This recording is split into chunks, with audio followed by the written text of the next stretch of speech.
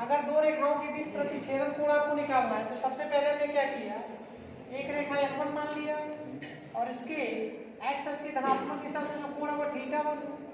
दूसरी रेखा L2 माना, x अक्ष की धनात्मक दिशा से जो कोण है आपका θ2 है, और ये दोनों रेखाओं के प्रतिच्छेदन रेखाओं के जो बीच का कोण है वो θ है, यानी इसी θ का मान इस θ1 और θ2 के पदों में निकालना। तो यहाँ पे अगर इस त्रिभुज का नाम दे देते हैं ABC, तो त्रिभुज अगर ABC में हम बात करें, त्रिभुज ABC में, तो हम जानते हैं किसी भी त्रिभुज में जो उसका बहिष्कोण होता है अंतः दो कोणों के योगफल के बराबर होता है। ये जो बहिष्कोण होगा आपका यानी θ1 बराबर हो जाएगा θ प्लस θ2।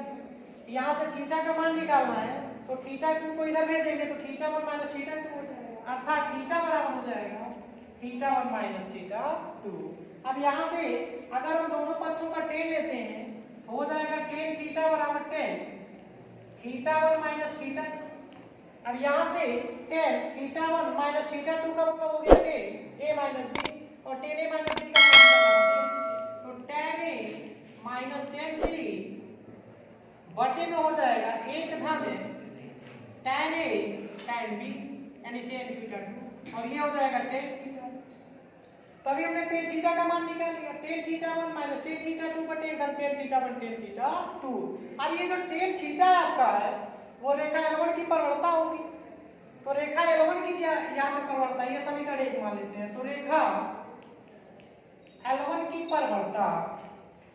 अगर हम रेखा L1 की परवलता की बात करें तो मान लेते हैं M1 है, तो वो M1 किससे बराबर होता है tan θ के, तो tan θ1 हो जाएगा। ऐसे ही अगर दूसरी रेखा L2 है तो रेखा L2 की जो परवलता होगी, परवलता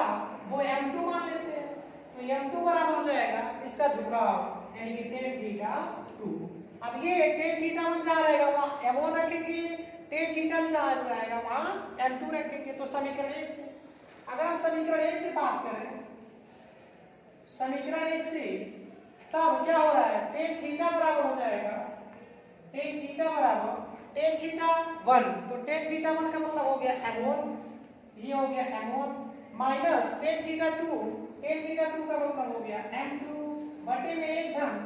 M1 इंटू M2, तो ये हो गया tan θ। तो दो रेखाओं के बीच का ये कोण होता है θ, तो हमको θ का मान निकालना है। जब θ निकालेंगे तो ये हो जाएगा tan inverse M1 minus M2 बटे में एक धन M1 इंटू M2, ये हो गया दो रेखाओं के बीच का प्रतिच्छेदन कोण परवलता के रूप में। अब यही से हम कंडीशन निकालते हैं कि अगर दो रेखाएं दूसरे के लंबवत है, यानी कि ये दोनों रेखाएं एक दूसरे के लंबवत प्रतिच्छेदित कर रही हैं, तब उसके लिए क्या कंडीशन होगा, और अगर दोनों रेखाएं दूसरे के समांतर हैं तब उसके लिए क्या संबंध होगा। तो समांतर कहिए या संपाती कहिए बात एक ही होता है,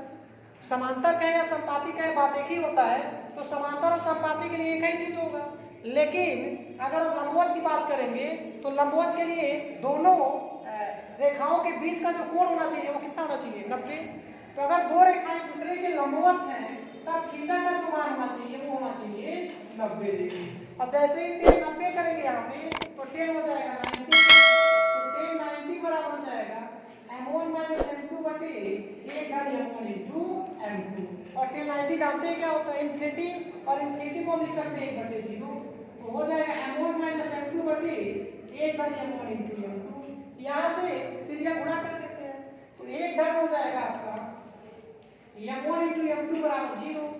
इस 1 को उधर भेज देंगे तो M1 इंटू M2 बराबर हो जाएगा -1। तो कहने का मतलब ये है कि अगर दो रेखाएं दूसरे के लंबवत है, L1 L2 एक दूसरे के लंबवत तभी होगी जब दोनों के परवलताओं का गुणनफल कितना हो -1 हो। इसी तरह से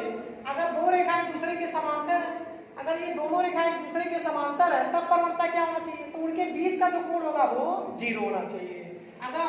दो रेखाएं एक दूसरे के समांतर है तब इनके बीच का जो कोण होना चाहिए 0 होना चाहिए। अब जैसे ही 0 करेंगे तो ये हो जाएगा tan 0 हो जाएगा tan 0 बराबर हो जाएगा M1 माइनस M2 बटे एक धन M1 इंटू M2, ये tan 0 0 होता है, हो जाएगा 0 बराबर M1 minus M2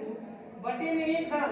M1 into M2। अब त्रिज्या गुणा कर देते हैं तो ये टर्म 0 हो जाएगा, यानी यहाँ से आ जाएगा आपका m1 माइनस m2 बराबर 0,